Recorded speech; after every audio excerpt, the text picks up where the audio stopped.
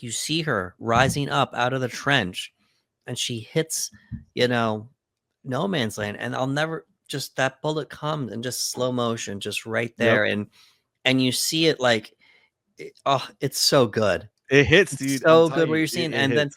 and she's just, and once again, Gal just selling the moment. Like I'm doing this.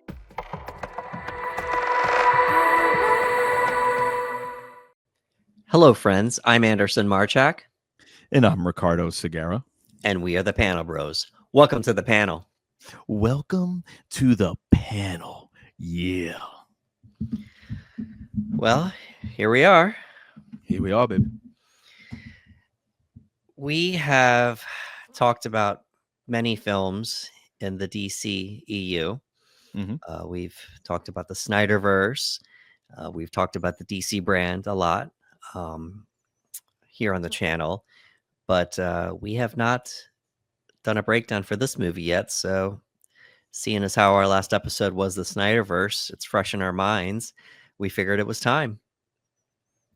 So, let's get started. This movie was directed by Patty Jenkins. Yeah. It was released June the 2nd of 2017. Today, the Panel Bros are going to be doing a breakdown for Wonder Woman. Brother, I'll be real with you. When you brought it up, I was like, we didn't do Wonder Woman yet. And it's because, as you mentioned, we've discussed DCEU projects, and every once in a while we would sprinkle the conversation on Wonder Woman. So in my mind, I'm like, but we've talked about it, right? But I realized, oh no, we've only talked about it in very brief moments when discussing other movies and universe as a whole. And I feel like it almost reflects, the real life situation with the movie, where I felt like, I don't know how it took as long as it did for us to get a Wonder Woman live action film. It's very surprising considering how big superheroes were and how big they were getting. But I was glad that we were able to get it. So like it kind of feels like that. Like I'm like, oh, we haven't discussed Wonder Woman yet. Well, it's about time that we do, because it's one of those movies that I look forward to watching over and over again. I've seen this movie like two hands worth of times. You know what I mean? Yeah, it's a great movie. Just historical that we will get into. Like, this was great for the industry. This was great for women. Yeah. As far as the industry goes as well, and it made such an impact. And we didn't expect that that was going to happen. Like Yeah. we had high expectations. The year before, Batman v Superman, and then Suicide Squad came out, and this was a movie that was scheduled to come out the same year as Justice League before Zack exited, obviously. So we're thinking, all right, cool.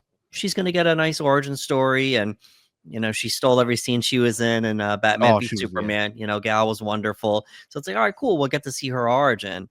And boy, what a movie this was. It was great. And to your point, Wonder Woman had not gotten a movie yet, and that's part of the thing that we're going to talk about here with the industry. People they're afraid for that woman-led movie. Women-led action movies, women-led movies in general, and the project had been rumored for many years, and it was a situation where they just didn't know what to do. They didn't know, all right, is it going to be connected to anything? Is it just going to be by itself? Because at the time, when it was first rumored, like I want to say like early to mid 2000s, the concept of crossing over Batman and Superman, let alone Wonder Woman, was unheard of. No one had even thought about it yet. The closest we got was the little logo in I Am Legend. Oh yeah, the Batman Superman logo. There's a deep cut, but at this point, Zack had done Batman v Superman. He had done the whole Batman and Superman crossover movie. And by the way, we're going to give you Wonder Woman 2 on top of it, so he just facilitated that with the Trinity. Yeah. And I'm very happy that he did, because again, she's in Batman v Superman, as we mentioned briefly, but when you see her, you can't help but feel like, oh my God, I want to see more. Like I'm so looking forward to that movie. So I know that there were some people that felt like, oh, maybe she shouldn't have been showcased in the movie. Maybe Batman shouldn't have been in this movie. We should have another solo Superman movie. That's neither here nor there. But I do think it was incredibly smart to introduce her the way that he did, because again, when you hear that, her score lights up, man, and you just get so excited, and you're like, oh my God. And you're like, that's Wonder Woman. Like, any fear that I had at that time about like, oh, is it going to be well done? Is she going to portray it well? The way we see her introduced, I was all on board and I couldn't wait for the movie. So I was happy when we finally got it.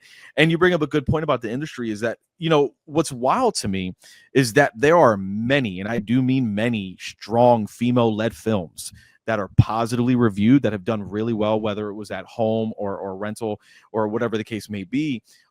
There are many of them. Some of the greatest characters in cinema, in my opinion, belong to women. Like, again, you have Sarah Connor, you have Ripley. Like, that's just two off the top of my head. You know what I mean? Like, there are great female-led characters.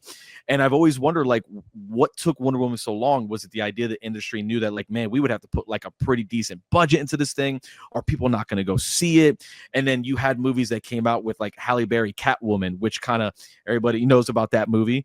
And it like kind of scares people away. And I'm like, well, no, you can have great female-led movies, especially superhero movies, that do relatively well. And it was not long after where Marvel decided, okay, let's now do the Black Widow movie, which I felt took too long. But again, I'm just very grateful that we were able to get Wonder Woman when we got it, because now when I look back on it, I just have nothing but fond memories about it. Yeah, and I'm glad you brought up the MCU. Kevin Feige said that he was sitting on Captain Marvel as well. He was sitting on Captain Marvel, and he was like, he didn't know. Well, we didn't know what he was sitting on because he didn't know what to do. And it's so funny. Of the original Avengers team, almost everyone got a solo movie, and we have Scarlett Johansson stealing every single scene she's in every single movie. And people are like, well, why didn't she get a solo movie? And he himself admitted to it because of the fact that it would have been a woman-led superhero movie.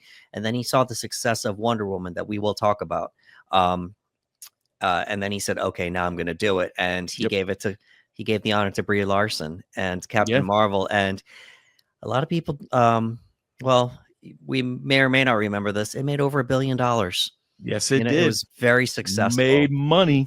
Very successful. So, but let's get started here. Yeah. All righty. So, in present day Paris, we see Diana Prince. She receives a photographic plate from Wayne Enterprises of herself and 4 men taken during World War I, prompting her to recall her past. So, Batman isn't in the movie, but Bruce Wayne makes an appearance via the Wayne Industries. He gets a package and he opens it, and he says to her, I found the original. Maybe one day you'll tell me your story. Yeah. So it is assumed that this is most likely shot after the events of Batman v Superman.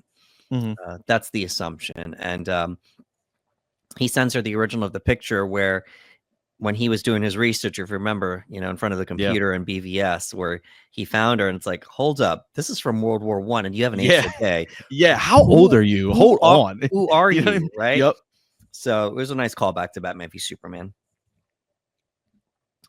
All right, so she starts telling her story, and then we get to find out the entire movie is a flashback. Yeah. And so it's really nice. All right, so we're going to get right to Themyscira here. And this picture does not do it justice. The screenshot, rather. It is beautiful, isn't it? Bro, I remember we saw this in the theaters together. And I remember, like, it was so gorgeous. Like, the cinematography, just everything about it made it really feel like Themyscira. You know what I mean? Like, I was like, yo, that's a beautiful spot. So yeah, it's gorgeous. This picture does no justice. Yeah, intense world building. We feel like we're just somewhere else. We don't know where this is. It's pretty awesome. Like you're on another planet almost. There was several things that happened while we were there. As a child, Antiope's talking to Hippolyta, and we should start training her. And she's like, for what? What will she have to defend herself from? And she says, from an invasion, just in almost foreshadowing the one that happens. In a little bit. Hippolyta then tells the story of the Amazons, and this is where we learn that Greek mythology is canon in the DC universe. It's like, oh, we're not telling stories about, the gods just as a story. It's like, oh no, They're No. real. They're a part of Yeah, this universe. we got Zeus, we're talking about Ares, and I'm like, hold on, like I thought that was so cool that we're just leaning into it. You know what I mean? Like we could go as grounded as we want, but playing with opening with Man of Steel and Superman and invasions with the Kryptonians, they were like, let's just lean into it. So I love that they did that here. Yeah, and it's part of the comic book universe, obviously. Correct me if I'm wrong here, but I think Zach almost played with the idea that Amazons would be related to Kryptonians in some way. Yes. He Yeah. played Now with that. I know people. There were some people that had a knee jerk reaction, like, "Oh my god, this is why he doesn't get it." And I was like, "No, that was never a thing. He just played with the idea." I was like, "Oh, wouldn't Right. it be interesting if they were Kryptonians at a point that came here, which explains their strength and everything else?" But it was something that he just kind of tinkered with in his mind, just got rid of it. So Yeah. they went North mythology. Yeah, and I'm glad too, because then it would take away Diana's specialness of what Yeah, she is, so Greek mythology. Excuse me, I yeah. misspoke. Yeah, it's all right. Yeah, Greek mythology. Alrighty, so we have Diana, the daughter of Queen Hippolyta, Connie Nielsen. Oh, she's so good. Dude, Oh, she's perfect. she's She's great in perfect, this role. man. Gets me every time. Yup, she's Um, perfect. Diana is raised on the hidden island of Themyscira, home to the Amazons, women warriors created by the Olympian gods to protect mankind. Hippolyta tells Diana the story of how Ares became jealous of humanity and orchestrated its destruction. When the other gods attempted to stop him, Ares killed all but Zeus, who used the last of his power to wound him and force his retreat. And before dying, Zeus left the Amazons a weapon, the quote unquote god killer, to prepare them for Ares' return. So, Yeah. this great sequence where Hippolyta's telling the story to Diana and we see the stop motion. Like, I thought that Yeah. was really cool. It was great. And this is a little off topic from that point, but I did want to bring up the fact that I absolutely loved from a director's perspective that everyone spoke in an accent to reflect Yes. Gal's accent, because everyone knows Gal has an accent, right? Everyone can tell, and they could have had her work against it and be like, hey, let's try to get rid of it, but they didn't. And I love that they had every other person that was on Themyscira use the exact same accent. So again, it just creates this uniqueness to these characters, is that even the way they speak is different from ours, their tongue is different from ours. So I do love that little note that they made, were like, no, we're all gonna sound like Gal. I thought that was really smart. Yeah, that was a great way to work around it, because it would have been a struggle for her to force something else. So Zach was just like, in BVS, he's like, nope, whatever voice you Keep it. have is what we're going to use. Keep it. And then And Patty, again, Patty was just like, adds. yeah, we're going to work with it. Yeah, it just adds to her being special, to her being different, is just her dialect, So yeah, I love that aspect. A little bit of foreshadowing. Young Diana asks to see the God Killer, and Hippolyta just kind of looks at her a little bit before they go and see the sword. So really cool there. All right, so we got our next screen share here. We got Diana's grown up a little bit here, and we see Gal in action. Yeah. Hippolyta reluctantly agrees to let her sister Antiope train Diana as a warrior. And in the midst of it, she must never know what she is or how she came to be. And this is where we get a glimpse of Diana training, and she's just excelling above and beyond everybody. She's blocking hits, she's landing hits, and there's a key moment where Antiope, the best fighter on the planet, the warrior, but the greatest warrior on the planet, gets the better of her, and then she gets ruthless. She's like, do you think they're gonna have mercy upon you? They will fight dirty. She's just coming at her, and then when she goes to hit her, we get that gauntlet shot, and this sonic boom hits. It's so good. It's so good because, like you said, she's coming at her so aggressively, and I love the line where she's like, "You expect a battle to be fair," and that's such a good lesson, because even though she's training, it's like, listen, like, you must never take your eyes off me. Like, what are you doing? That's how you die in battle. Right. And she's swinging at her, and Gal it's not even an offensive move. Diana, I should say, it's not even an offensive move. She just goes to shield herself. Right. And when she goes to do that, you get this great sonic boom wave that just completely knocks everyone on their feet, off of their feet. And you're kind of just like, oh, snap. Right. Yeah, and then you get the shot of Hippolyta and Connie Nielsen. She's already crying because she's like, I can't keep this a secret any longer, you know? But even then, people are just like, what's happening? You know, they don't, you know, they're just like, how was she able to do that? Shout out to Robin Wright as Antiope, just great work. She's another one, dude. Look, a great casting choice. Yeah. Alrighty, so let's move forward here. In 1918, Diana rescues U.S. pilot Captain Steve Trevor, played by Chris Pine, when his plane crashes off the Mascaran coast. So we see his airplane come through the shield or the cloaking, and then, you know, it gets shot down, and she saves him. And he says wow to her. And there's a little bit of trivia that I looked up, because they speak these different languages, right? But she knew to talk in English to him because he said the word wow. Yeah, he's just like, wow, you know. And it's such a fun scene. You know, I don't know if it was just me, but it reminded me of the scene from The Little Mermaid when Eric washes up on shore. Yeah. And he's just taken by her beauty. And like, yes, like he's looking at Diana. He's looking at Gal. Like, he's just wow, just taken back. You know what I mean? And I also really love the cloaking mechanism around the mascara. Right. I thought that was really cool, like the way they portrayed it in the film. Because I'm like, well, how's he going to find this island based off the trailers? And when you see it, you know, he doesn't mean to find it. He crashes and she brings him to shore. And I thought that was a really cool way of doing it. Yeah, man, I'm gonna praise Gal a lot for this movie, because a lot of great facial expressions. She's, you're a man, you know. He's like, do I not look like one? Do I not look like one? It was very funny. It was but very she funny. had to sell the moment that she'd never seen one in real life. You know? Yeah, like that is her first experience seeing a man. And we're gonna get a lot of duck out of water moments for her that are just so great. And this was the first one of being like, you're a man. He's like, yeah, don't I look like one? It's a quick moment, but yeah, it's fun. The island is soon invaded.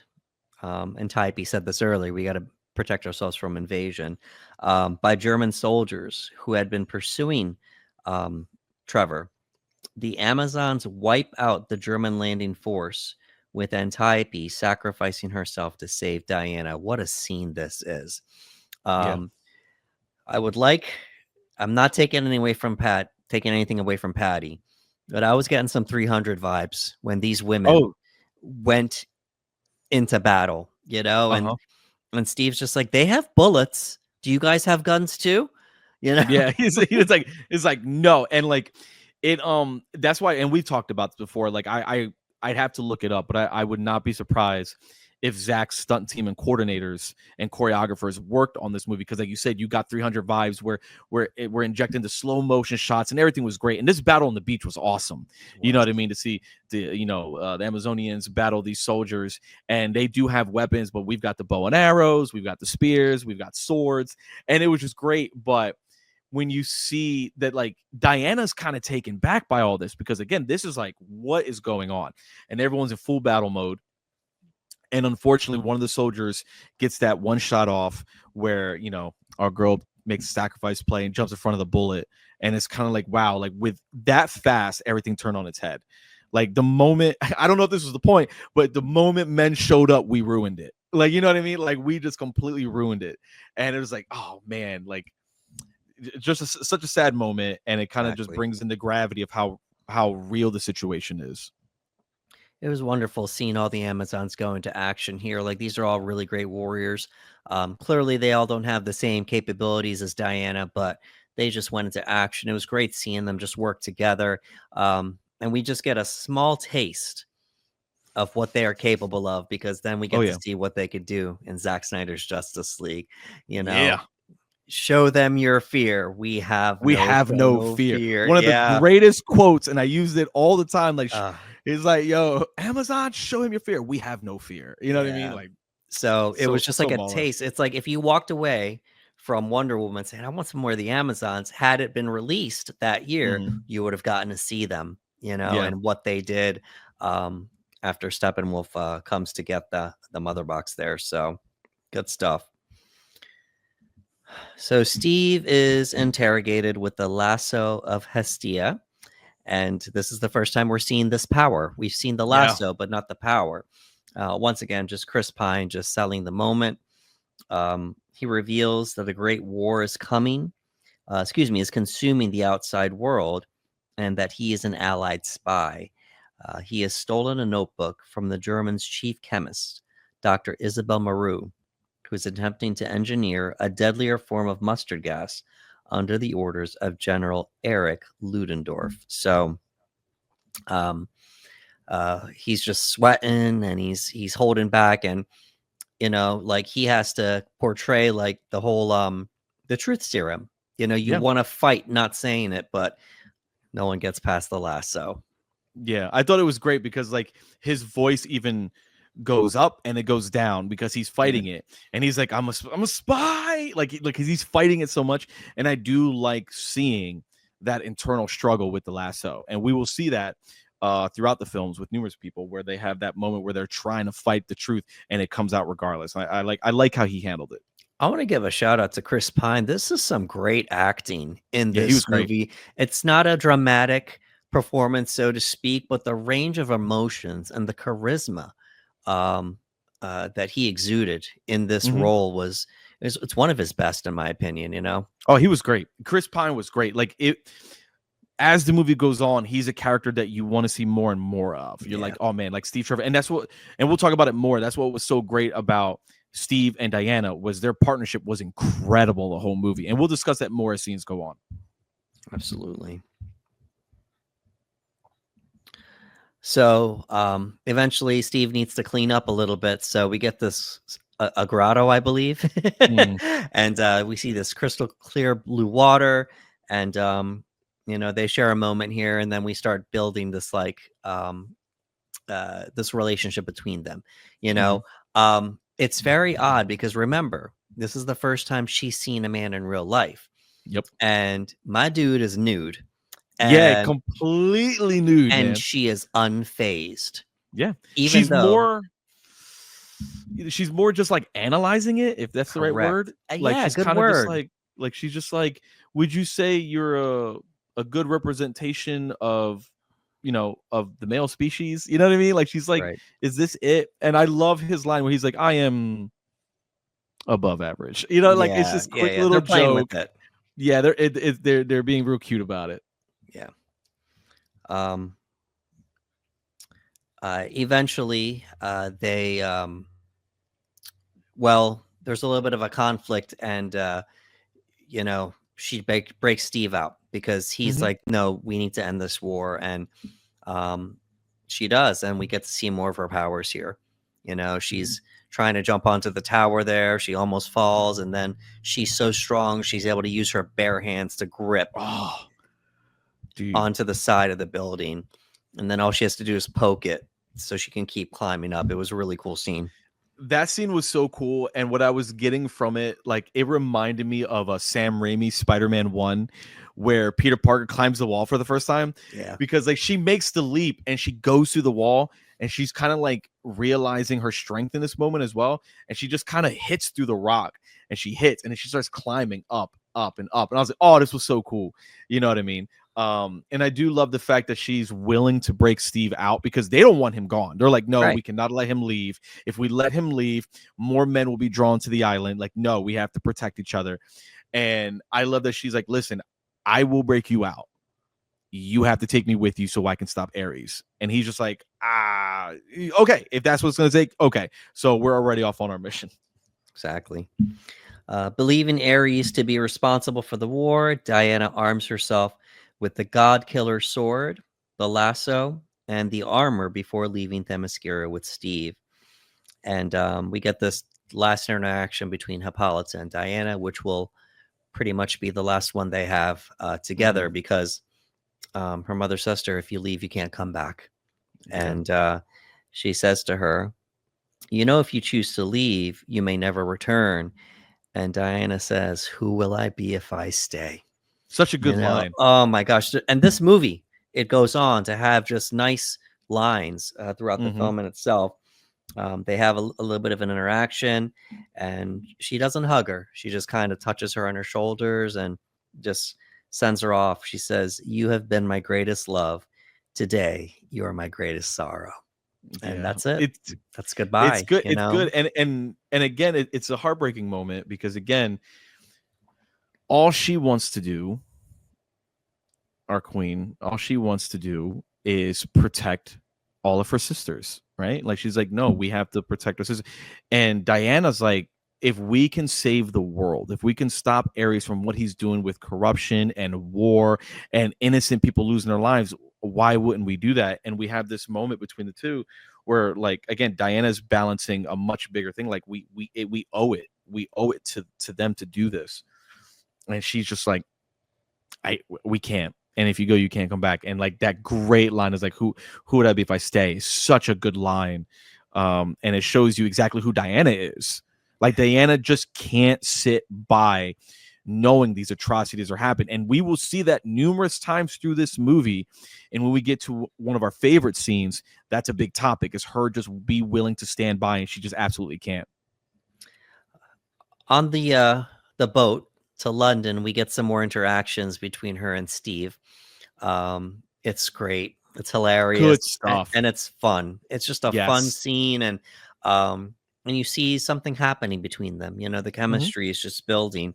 Um, we get some marriage talk, and she's like, Hmm. "Marriage? What is that?" He's like, "Yeah, you go before a judge, and you profess your love for one another, you know, for rich or for poor, for the rest of your life." And she's like, "So do people do it?" He's like, "In a lot of cases, no." You No, know, it's like, so why do they there's this great, again, it's the way she's viewing everything. It's, again, she's analyzing it. She has questions.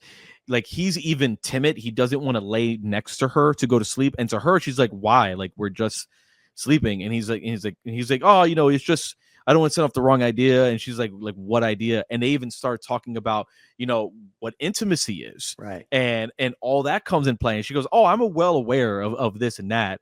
And one of my favorite things is she goes, and I don't remember the exact dialogue, but it's her pretty much saying, like, we realize through many teachings and readings that men are not required for that type of intimacy or sensation. And I thought that was so great. Like Yeah. that was so awesome that she was like, hey, like this is another reason why I'm not feeling weird about this. Like this is not on my mind at all.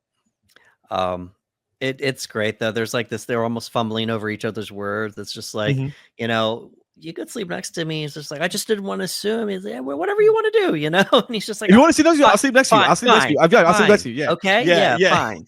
You know, and she makes a great choice. She kind of curls up a little bit when he's, you Yeah. know, it's like they're getting close, you know, Yeah. it's really nice. But then, you know, they had to talk about, because he talks about, you sure men are not necessarily. She's like, well, for procreation, yes, but for Yes. everything else, no, not. No, it's not required. The 12 volumes of Yes. this book. You know, did you bring the book? No, but No, no. what does this book tell you? You know, and they're just a little bit of back and forth there. It's great. He even asked her about her father. He goes, "What, you never met your father?" And she Yeah, was like, "Oh, I was molded from clay by Zeus." And he's like, "Neat." You know what I mean? Like yeah. it's just like, okay, you know what I mean? Yeah, because have you never met him? She's like, no, I've never met a man before. And people need to understand this is the first man she's ever met. And Yeah, that ever. plays into a lot of what's happening between them, you Hmm. know? But great. I love this scene, just great chemistry. Yes. Um, and it was, This this reminds me of a scene that you would use as a chemistry test. When you have those screen tests between actors, like this is what that feels like. Whereas like you're feeling that because they do a great job. yeah. And it's kind of almost hinted at it here because they were, well, by the way, I found out the pleasures of the flesh conversation in itself, apparently some of that was improv. I don't know. I read that as well. I read that as well. That Some of it, some of it is and improv. I want to know who improv more on the other side because we know Chris Pine is the Oh seasoned yeah, actor. So I'm yeah, curious to know what or if Gal improved a yeah. little bit, Um, but on top of that, it's almost like they beat around this bush here where, all right, so you mean to tell me that this entire island of women, they're all a certain sexuality or not. You know what I'm saying? Come on, guys. Yeah. It's all women. It's, like you're trying to say, I'm talking about Steve, like you're trying to say that, you can live your life. It's like, yes, Steve, they're just fine. Yes, absolutely. And if some of them are queer, then so be it. If some of them aren't, oh well, that's just what they're doing over there. They arrive in London, and we just get more of this Diana experiencing the world for the first time, and it's so good. Oh, it's great. Like, why are they holding hands? Because they're together. And then she goes to and hold she grabs his hand. hand, and she's like, no. Like, there's all these moments, like she's walking one way, and he's like, where are you going? And she goes, oh, I thought we were going to war. He goes, no, the war is this way. Then why aren't we going that way? Oh, we have to do some stuff first. Oh, you know what I mean? Like, there's just a lot of that fun stuff. And one of my favorite moments is during the scene, she sees a baby. And she just immediately goes, oh my God, a baby. And she runs towards it. It's so adorable. It's so good. Yeah. Just some nice interactions, but it's quick too, Yeah. Load it together. And she's like, okay. And then he's like, well, don't hold my hand, but we're together. Yeah, but not like that, Yeah. Like, there's a lot of good banter between them. I love it. And she's just like, all right, well, I'm going to go now. And he's like, no, you can't go. He's like, well, we had a deal, Steve Trevor, and a deal is a promise, and a promise cannot be broken, like, just great interactions. Like, yep. Great interactions back and forth. And clearly the baby's line was it was so adorable. She picked up the pace and just ran toward the baby. It was so I'd like to know how many takes that took, because Gal leaned into that moment, man. She did. That's what I mean. Like she's ready to go. She's ready to go to war, and the sight of this baby just completely takes over. And it was so funny. It's nice. Alrighty, so clearly she's in this battle uniform, but this is at a time where women covered up a little bit. Yeah, it's very revealing. Right. So, to the Amazons, like, this is what we wear, but to this time, in this era, what she's wearing would be like not a lot of clothing, so he's like, all right, let's get you something. He even says that you're not really wearing that much clothes, so we meet Etta, and we get the sequence here where she's trying on different outfits here, and we get a little bit of an homage to a familiar character in the DC universe. Oh yeah, it's really nice. We got the whole it's very clear the Christopher Reeve homage here with the trench coat and the hat, and then obviously it's the if you couldn't be more obvious, let's get the glasses on. They gave her the glasses, and I love that Etta makes that joke, because they're like, oh, try the glasses, and goes, oh yeah, suddenly she's not the most beautiful woman walking around right now. Like, I love that she was like, yeah, the glasses don't change anything, like, she's drop dead gorgeous. I thought it was such a funny joke. It's really cool too, because they're trying to put her in this mold of being this pretty lady, all these dresses, and she's just like, I can't move, I can't, and she's kicking her legs up, and she's like, what are you doing? Like, you're showing your your underwear or whatever they call it underneath the dress, the frills and everything. And then she's like, oh, that looks good. And then she goes to kick out, and it rips the skirt. Yep. And she says, it's choking me. She's like, I can't say I blame it. It's a great scene. And it's just another, like, it's a great statement too. It's like, no, this is a woman, and this is what a woman should look like. And Diana's like, no, that's not. No, exactly. Like, it's such a funny scene, but in context, they're saying, here's how you are supposed to look. Right. Here's how you are supposed to dress. You cannot do this. Why are you kicking? Why are you doing this? And she's like, no, none of that is for me. And she goes with this outfit, which is a little bit more like, not stereotypical of what a woman would be wearing. And she's like, nope, this is what I'm wearing. So yeah, even though that scene was full of humor, like, there's a reason to it. Exactly. And then the Christopher Reeve homage continues, I believe, in the alleyway where she blocks that first bullet. Yeah. It's really cool. Really nice Reeve Donner throwback there. In London, they deliver Maru's notebook to the Supreme War Council, where Sir Patrick Morgan is trying to negotiate an armistice with Germany. Diana translates Maru's notes, revealing that the Germans plan to release the deadly gas on the Western Front. Gal is very passionate here. She brings up the energy a little bit with the men in the room, and they're just like, who is this woman? Why does she keep interrupting us? But she's just, you guys are you guys have a chance to end this war, and you're only pushing it even further. Mm-hmm. They get into the hallway, and then Steve's like, you need to calm down. She's like, no, you're doing this and they're doing that. It's just so wrong. And then, she finds out she's in argument with him. He's like, I was lying.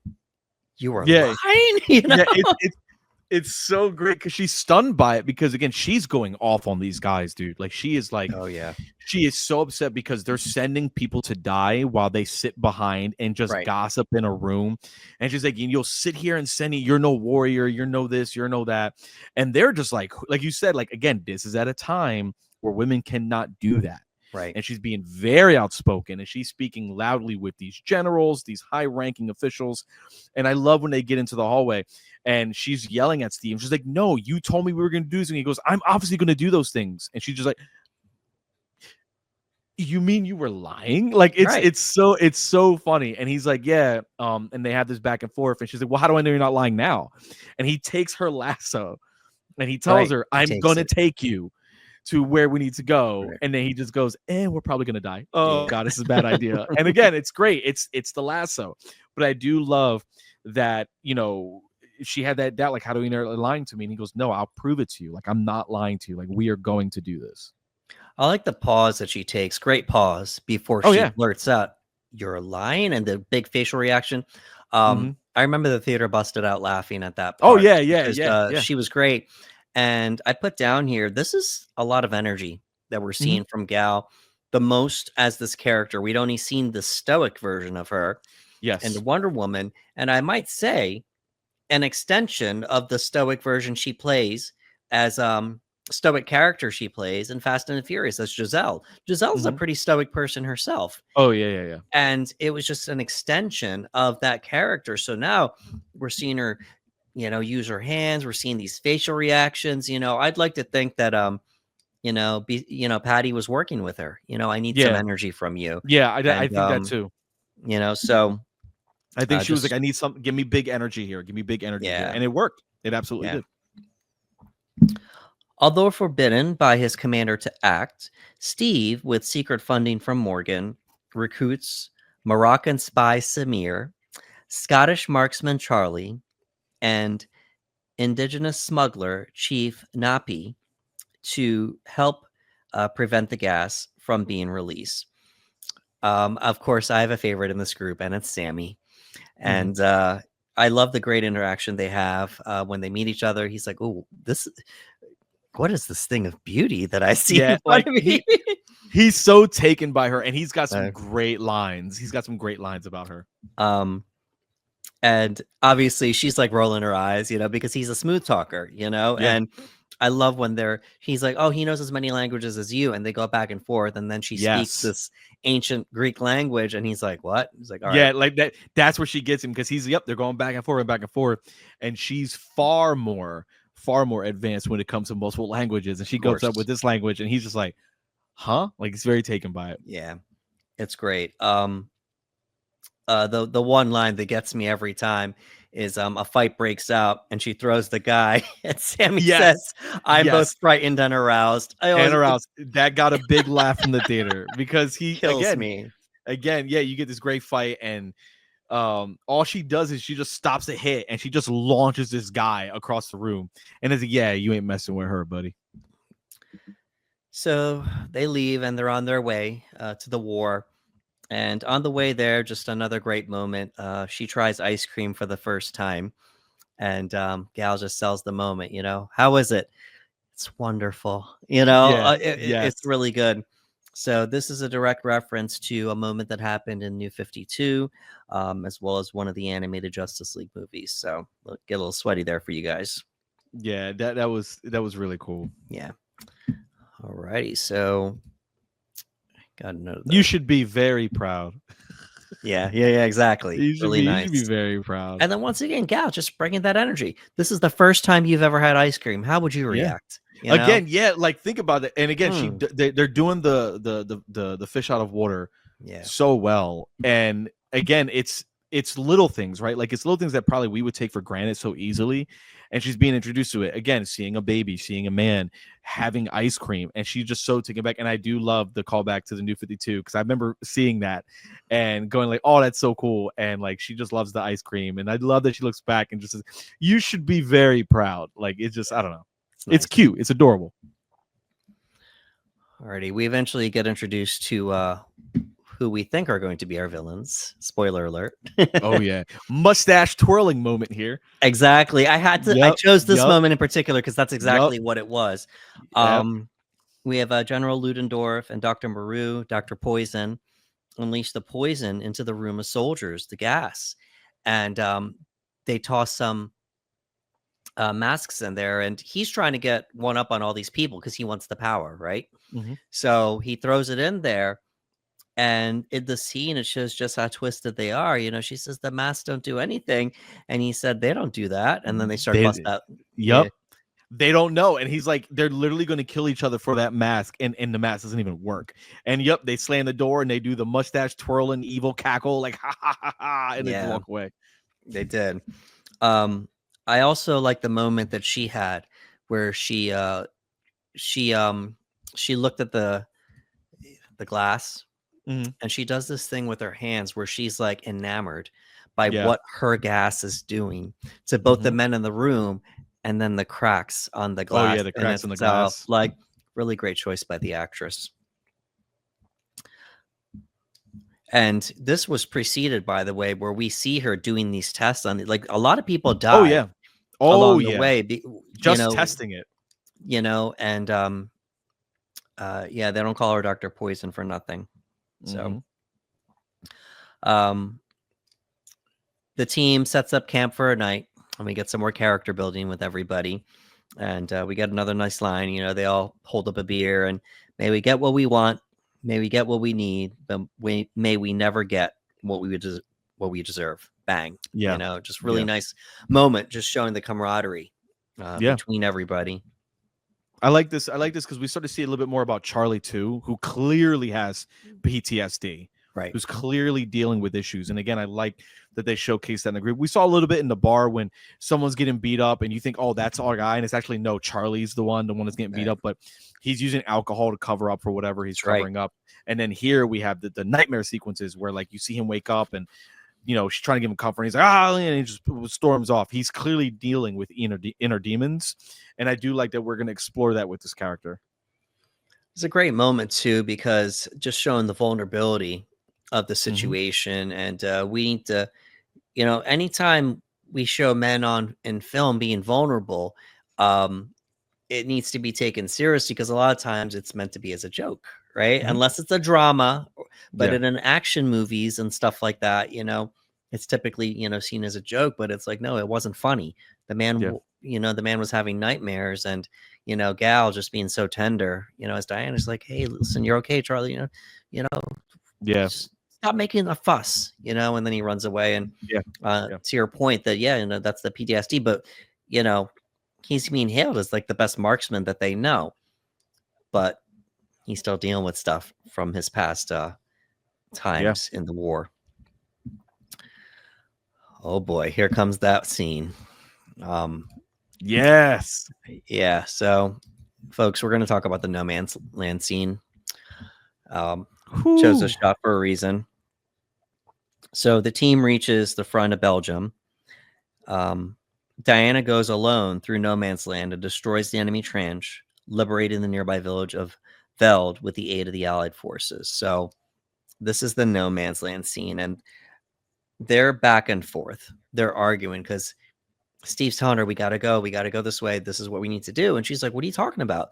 The war is here. We need to deal with this right now before we go deal with what you're talking about.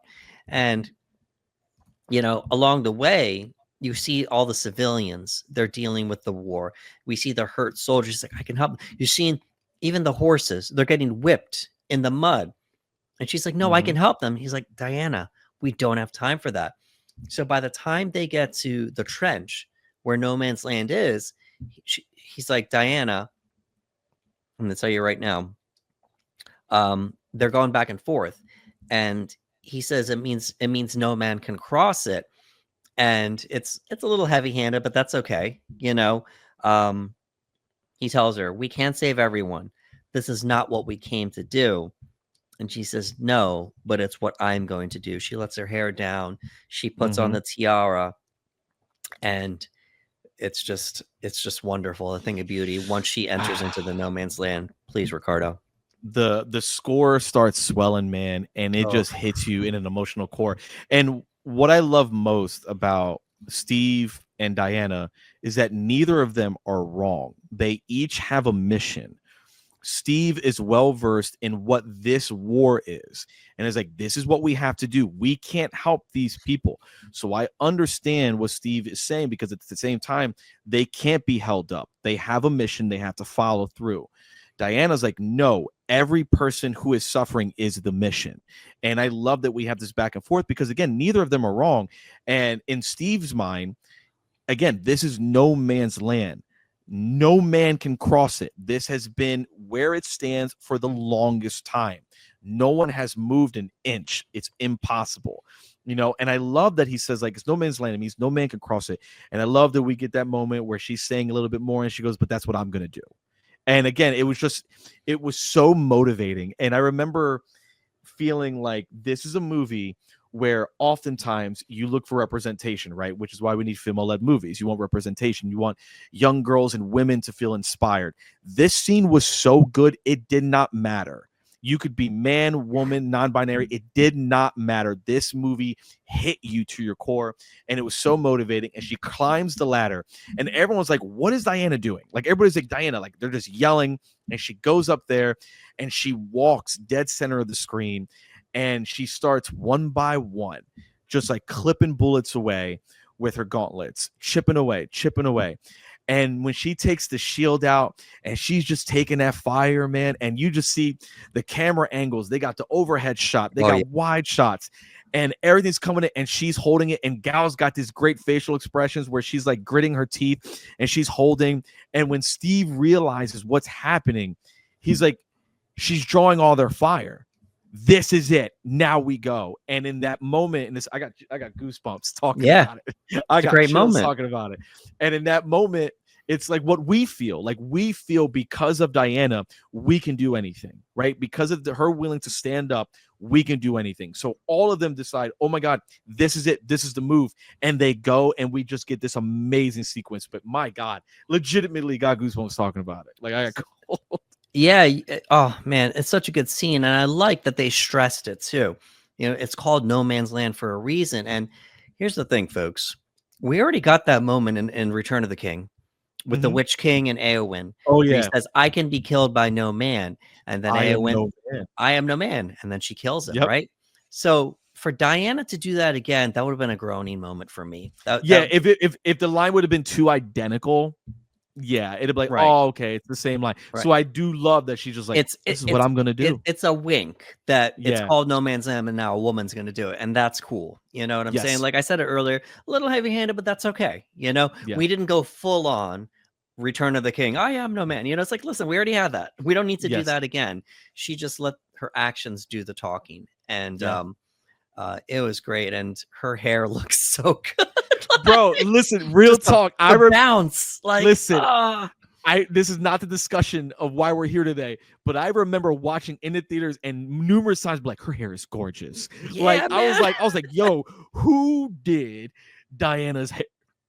I'm like, this hair is gorgeous. But yeah, it was so fun just pointing that out.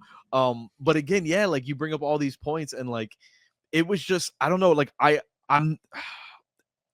don't feel bad saying it, man. Like, it's honestly one of my favorite moments in comic book films is No Man's Land scene. I think that if anyone ever asked me, hey Rick, what are your top 10 moments in comic book films, like moments that stand the test of time, moments that made you feel something, moments that moved you, this is going to be on that list. It kicks up, man. Again, the score hits, and then we get some more action heavy, and they start taking the land, and it's just like, this works on every level. And I can't believe that there was conversation about cutting this scene Oh, because this movie needs it. It absolutely needs it. And we've heard the rumors, we've read the reports, we've seen Patty talk about like, yeah, this was a scene that I fought really hard for because the studio was considering cutting it. For what reason? I don't know. Could have been length of the movie, could have been pacing.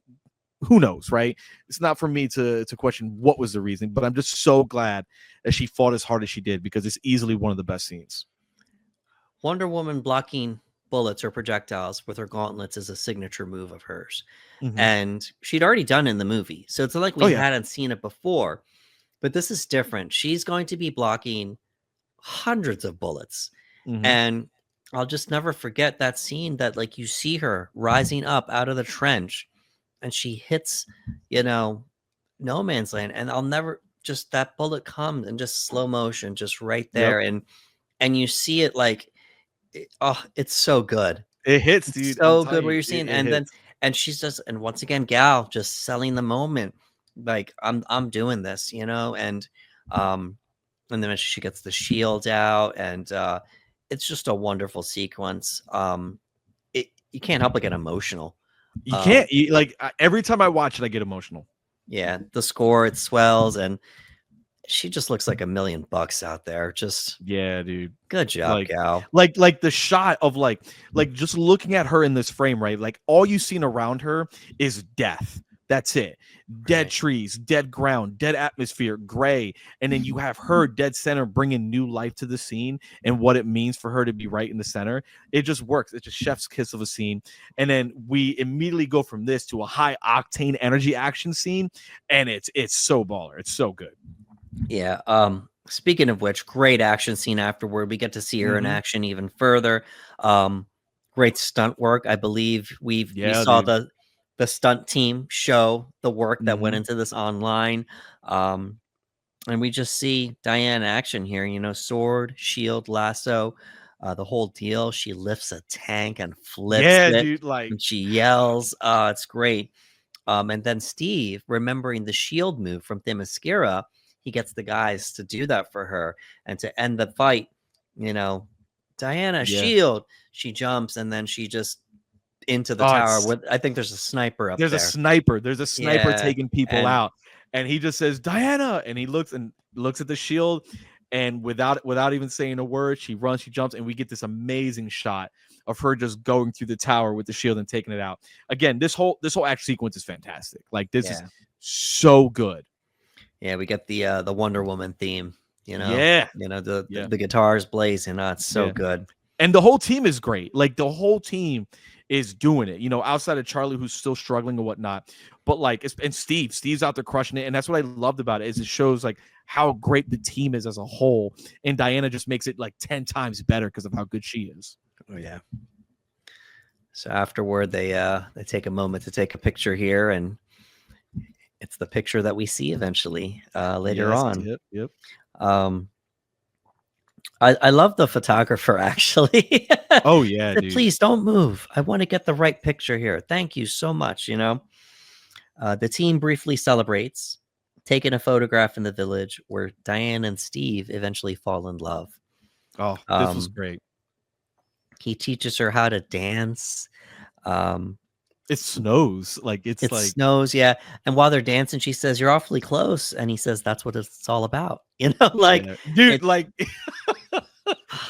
they did such a good job making this really strong romantic tension between the two. Yes. It didn't feel corny. It didn't feel overly cheesy. Again, their chemistry was really good. So you felt it.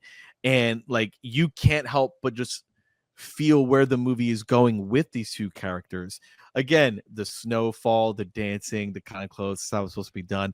And it continues to lead to our next scene, and it's just gorgeous. It's just a really good feeling. And it's she starts asking questions like, is this what it's about? You mentioned love and you mentioned marriage.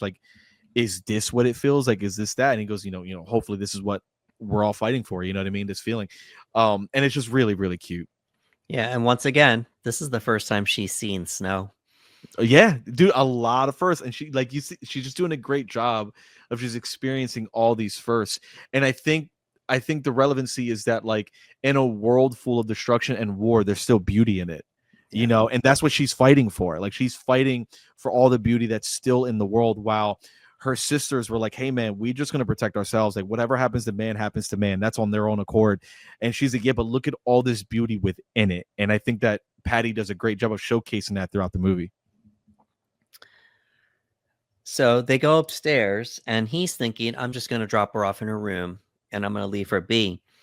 And he attempts to leave the room, and she doesn't say a single word.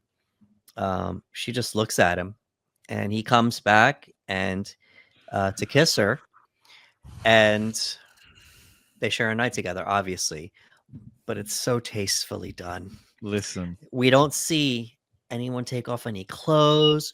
We don't see like a steamy session or anything. They just share a kiss, and it listen. zooms out. The look that Bruh. Gal gave him Bruh. was some of the best eye acting that she did this entire movie. I remember in the theater, if I'm not mistaken, I remember hearing people kind of like have a small gasp because they knew what it meant. Like Right. it was kind of like, oh, like she gave this just such a great look where he was leaving the room and he looks back and she just gives him this look, and it's so beautiful. And again, it's tasteful. It doesn't feel over the top or cheese or anything, and it just sets the scene. We know what's coming.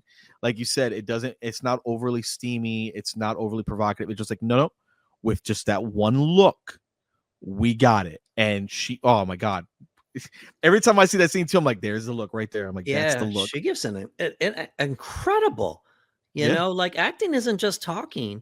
It's about being able to express yourself too. And all right, fine, her eyebrows did a lot of the work, but Yeah. the gal gave him this incredible look of, she might as well have just said, don't leave. She might as well have It was said, don't leave. just stay, just stay. And it was such a good look. Yeah, it was nice. Good job on Patty. Great directing. That it almost kind of like faded into the next morning. And yeah, it's not talked about again. It's not, there's not a joke about it or anything like that. It's just like, no, they share an intimate moment together. And now we have to move on because we have other things to deal with now, so. Yeah, and I'm glad about that, because I do think that there are movies and stories that would try to make light of it with humor and a joke. But like, again, keep in mind, this is something really special that's happening with Gal and Steve, where Diana and Steve, I should say. And again, Diana is experiencing still all these firsts, and it's a big moment. And it's a big moment between her and Steve, because obviously this isn't just something to do. This is something that they felt, and again, still acknowledging the beauties of the world, and this is one of them. So it was great that they played it off as tastefully as they did. Yeah. The team learns that a gala will be held at the nearby German High Command, and Steve and Diana separately infiltrate the party.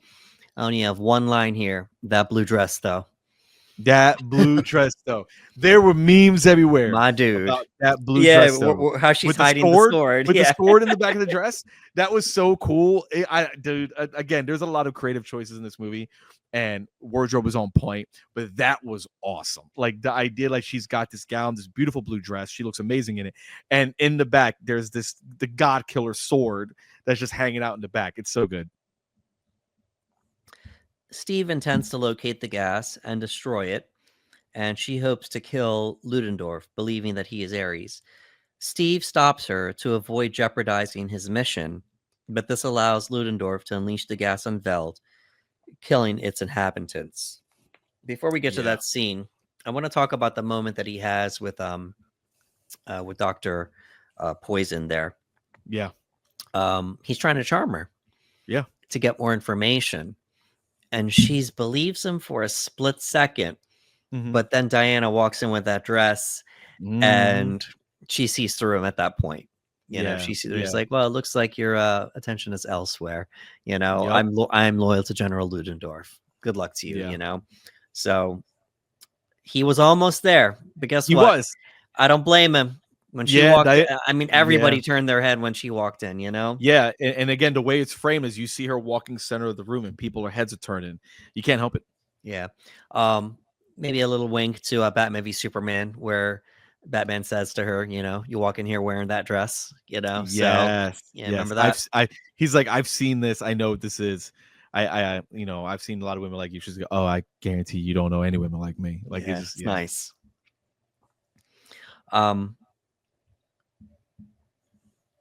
So the gas gets released, and she's upset.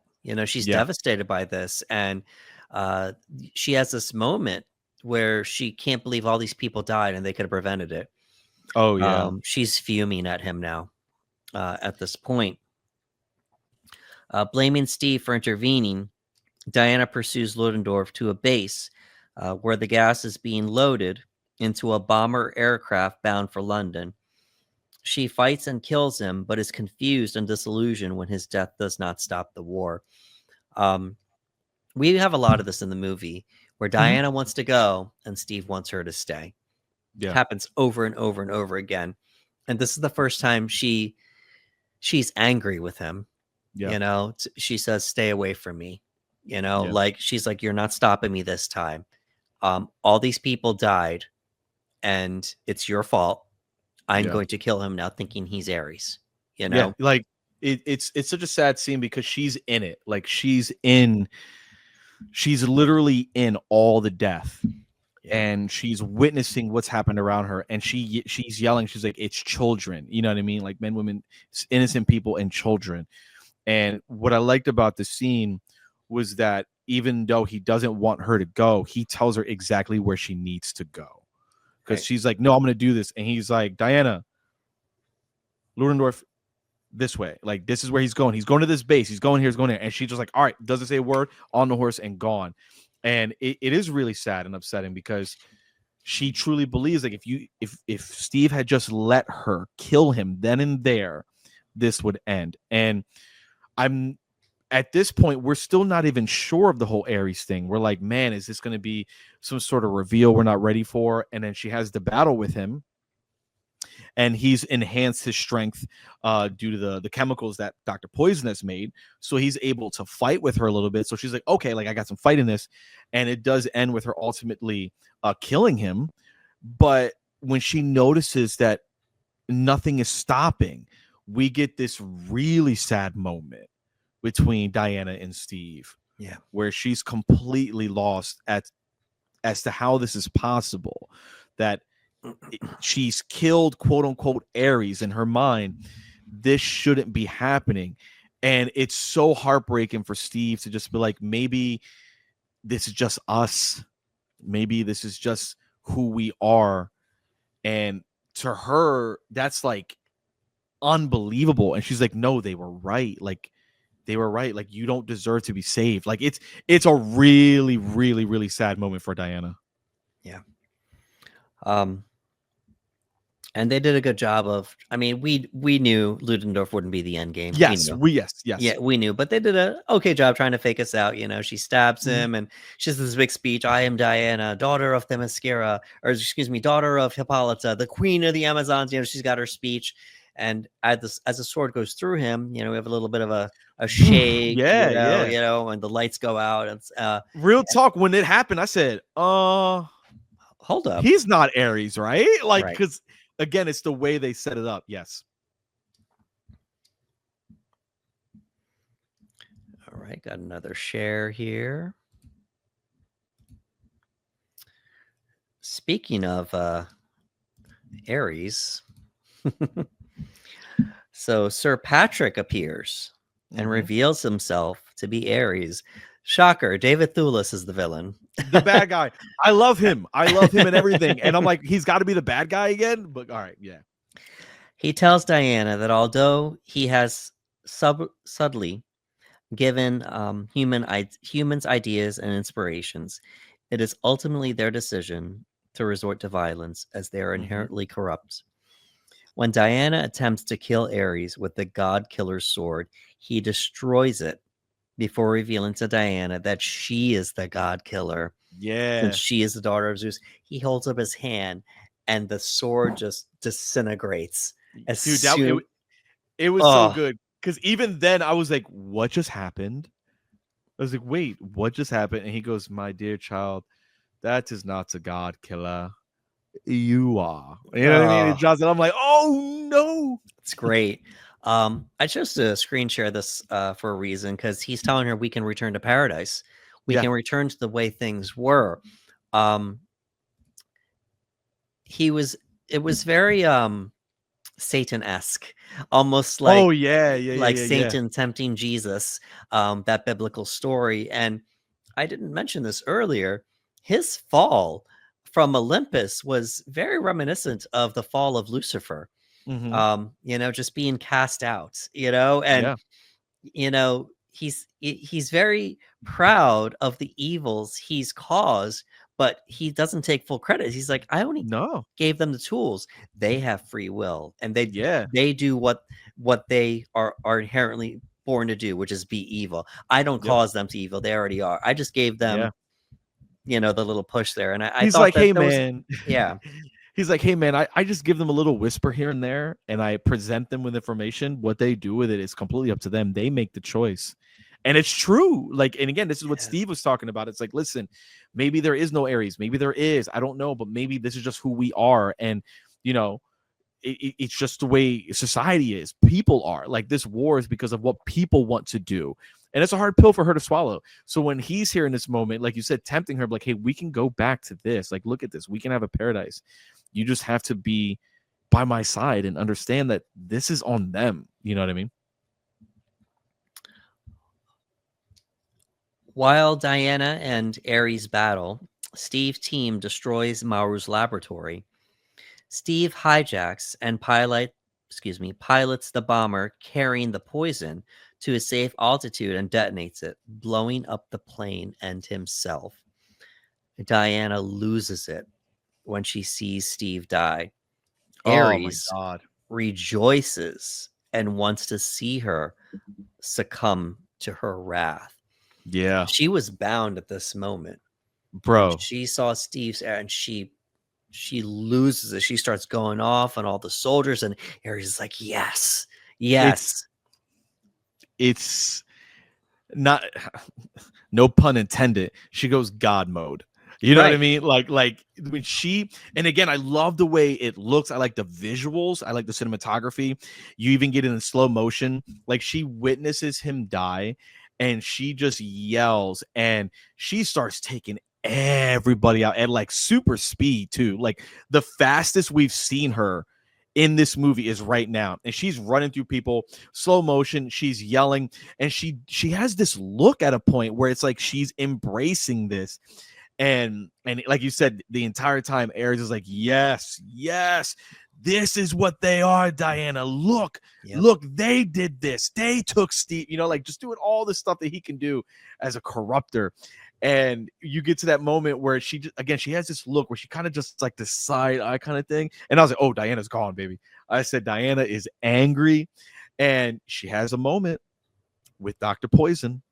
And, Ares is like, do it, Diana. And she lifts an entire tank above her head and has every opportunity in the world to just completely take out Dr. Poison with this tank. And Dr. Poison is looking at her. You see the face mask come off. You see the scars. I want to say you see fear. Because she's not, you know what I mean? Like, this is not a happy moment for Dr. Poison. And I want to say you see fear. And she's just kind of looking at Diana. And Diana just makes that choice, man. Yeah. She makes that choice and she gives us this great dialogue that's coming. All right. So another screen share here. Climax of the movie. Yeah. Ares attempts to direct Diana's rage and grief at Steve's death by convincing her to kill Mauru, Dr. Poison. But the memories of her experience with Steve cause her to realize that humans have goodness within them. I throw it back to the end of Batman v Superman. Men are still good. Men are still good. So we're back to this about men being good. Men as in mankind. We get to hear the exchange they had earlier, because we didn't get to hear it because I guess an explosion went off and he's talking to her. So now we go back to that this is the last time they see each other. And this is the interaction they have here.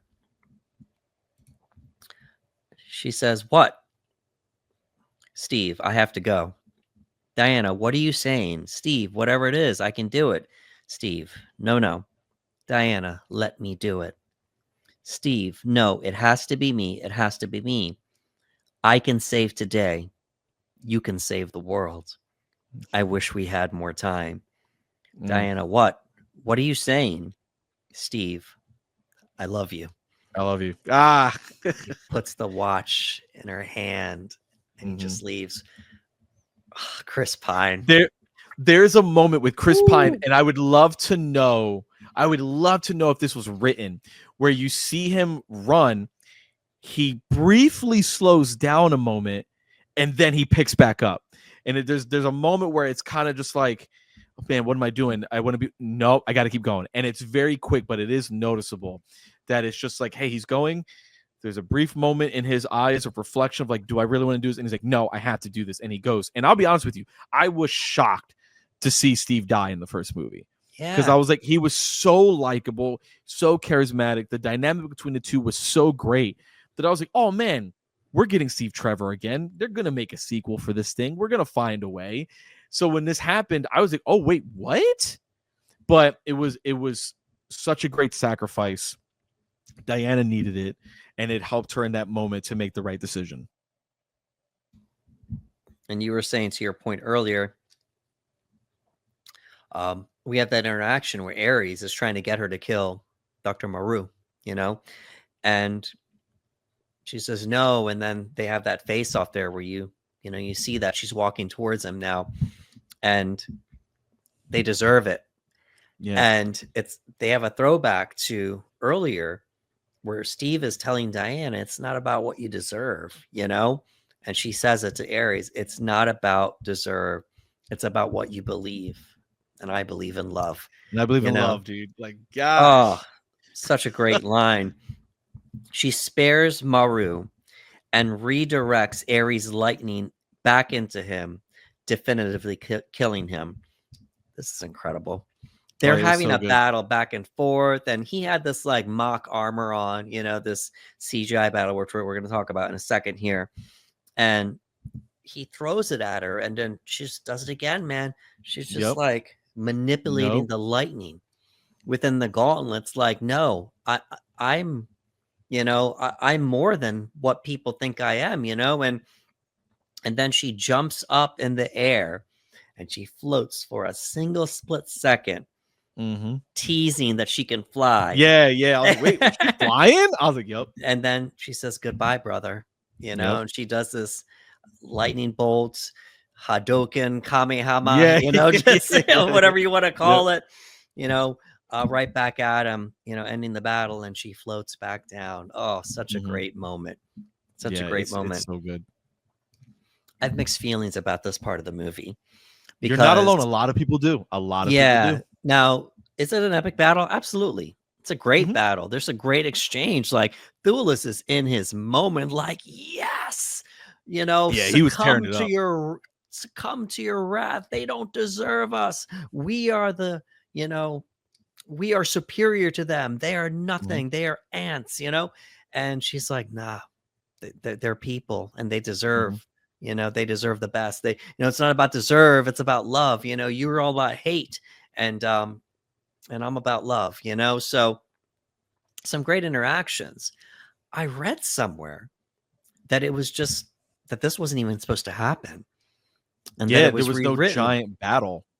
It was just a verbal interaction between her and Ares. And that's how we don't know how he would have been defeated, but it definitely wasn't this big giant battle. And when you think of an action star, you don't think of David Thewlis. Like I was surprised because again, I love him as an actor, but when they revealed him to be Ares, I was like, oh, like, okay. I was like, are we okay? And then they had this giant battle, and it's like, oh, like you said, that's not something that you would envision them doing. Right. And they had this big battle, and it was just the thing that takes you out of it is, all right, so we can't help the fact that it was written into the movie, right? It's in the movie. But just visually, you get taken out of it due to the heavy CGI. Ares looks a little rough. He looks a little rough. And then clearly, you're seeing Thulis's face in between the mask and everything, but it's a CGI version of his face, and then finally when the helmet gets ripped off, we see him again, So there's just a few sequences here and there. We just the year before we had already seen another heavy CGI battle where a lot of people said the same thing in Batman v Superman. There's a lot of CGI parts as well. I will say that kind of fit a little bit more because Doomsday wasn't human, or humanoid, and we needed it because we had the three, the Trinity and then Doomsday, but this is just her one-on-one.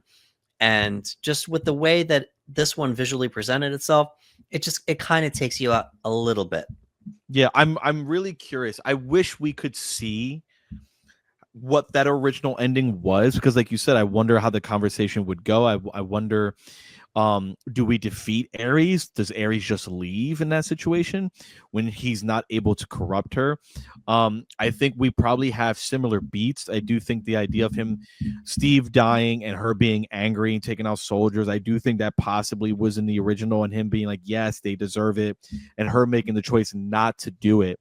I am curious what that ending would have been like, because it does feel very much like it's a studio choice where they're like, hey, we need a big fight at the end. Like, we need the big CGI fight with the big CGI baddie and our main character. Or were they perfectly fine with the fight when she was fighting Ludendorff, where she'd be like, it was that going to be their fight, and just calling it there, and then having this moment with Ares trying to corrupt her and it doesn't work. Like, I would love to know what that was like. I would love to have seen it. But they went with this one.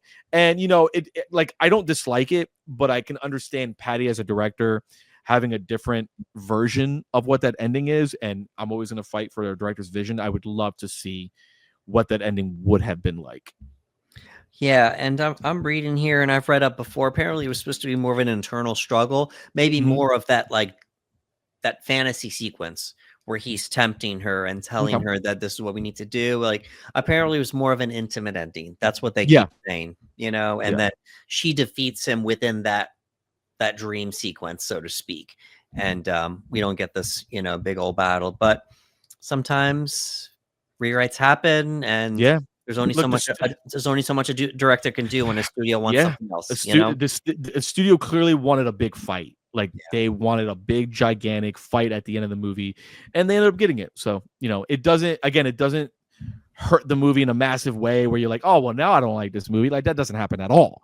You know what I mean? But it's just one of those things where I'm like, oh man, I really want to know what that original take was. Yeah. But it's okay. It works. It worked as far as ending the battle, because then people said, all right, it's over with now, Yeah. Later, the team celebrates the end of the war. Oh, by the way, during the reshoots, apparently Gal was a little bit more pregnant. Yes, she was. So she had to wear some, like, a green screen to cover it up. Yes. It wasn't as prevalent while she was shooting, but for the reshoots, it was. So yeah, she was a beast, man. She was out there doing it. Really cool. Yeah, she's pregnant. Yeah. Later, the team celebrates the end of the war. In the present day, Diana sends an email to Bruce Wayne thanking him for the photographic plate of her and Steve. She says, thanks for bringing him back to me. She continues to fight on the world's behalf as Wonder Woman. And once again, we end with a closing shot, once again teasing that perhaps Diana can fly. And that is our movie. So what a movie, man. Yeah. I remember seeing this with you, and the initial thoughts were like, wow, what a movie. Dude, like, right? We didn't, like, we had high expectations, but we didn't expect that to happen. Yeah. Right. I was just so blown away by so much, but mainly just Gal. Like, this is the most we've ever seen from her, and Patty did a really good job. She surrounded Gal with a great ensemble cast, and just great performances all around, to be honest with you, to kind of quote unquote help her. But the movie doesn't work without Chris Pine and his charismatic performance as Steve Trevor.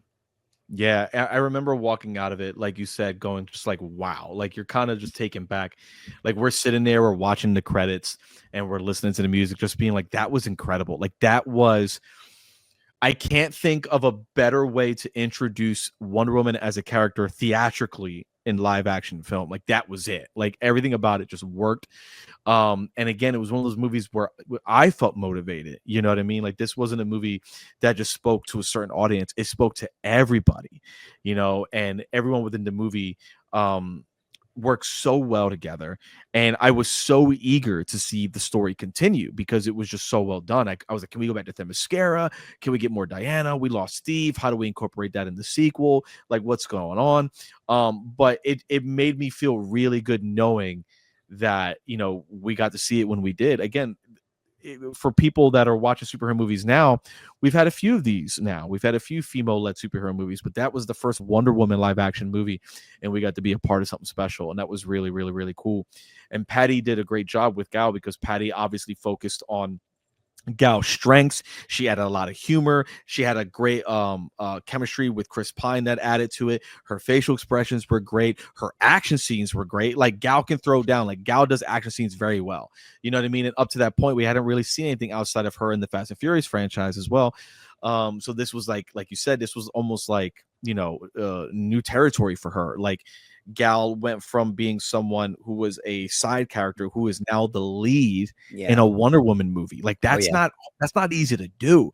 And you know, whether people walk away from it going like, oh, I thought she could have been better, I thought she was great, no matter what your opinion is on it, like for me personally, walking away, one of the first things I said was, that's Wonder Woman. Like that's Wonder Woman. Like she just, I don't know. In the same way, when I think of Spider-Man, I think of Tobey Maguire.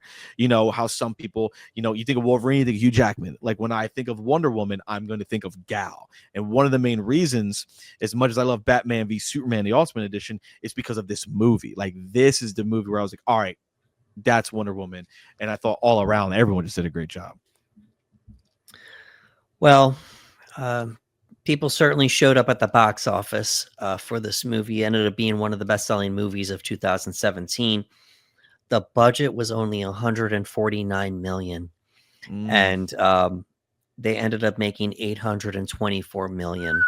That's a lot of money, dude. People think because it doesn't hit the 1B, they're like, oh, right. like, dude, But for a solo superhero movie at the time, the team up movies were the ones making the money. Yep. So for a solo superhero movie to make this much, it was really good for that to happen. Very good. It was a really big word of mouth.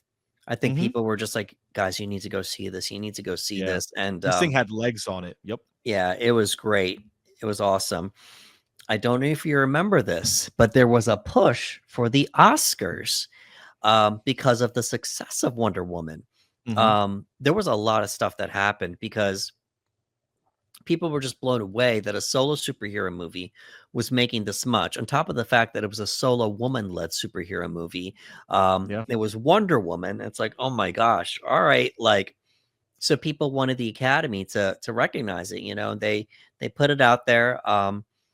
And when the nominations came back, zero Academy Award nominations, and people were pretty adamant about this. No, it was snubbed.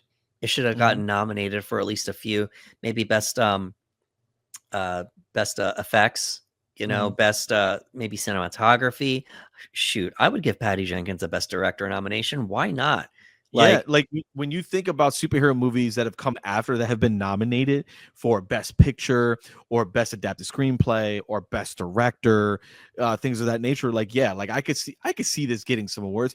They have the stunt category now, but at the time they didn't. And if they had stunt category, I would have absolutely thrown an Oscar nomination for the stunt category because there's some incredible stunt work in this movie.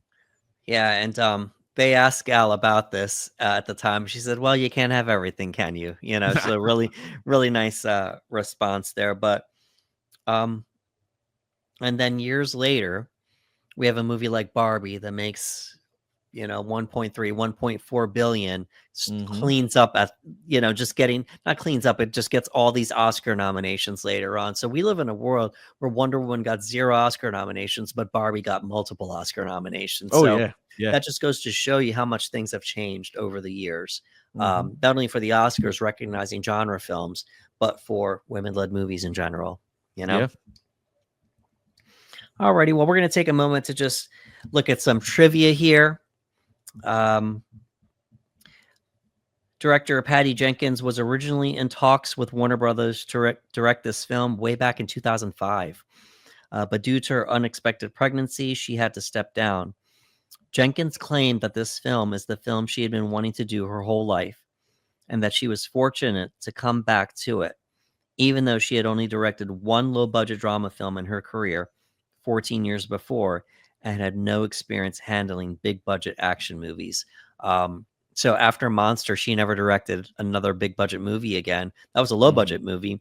Yeah. Charlize ends up winning the Oscar, and that was when she was first approached.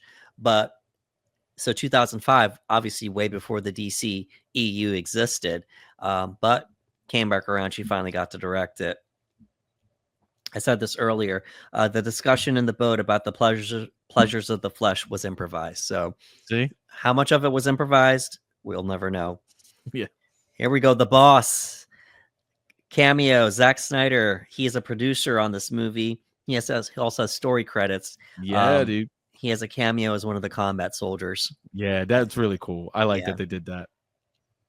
It was kind of like, I don't know. I just thought it was cool because again, he worked on the story, and I'm sure that again, I do think that he had his stunt team and choreographers helping along with this movie. So it was really cool that they were like, hey man, let's just get Zach in here really quick. Let's get him a wardrobe. Let's get a nice shot. And I thought that was really cool to do.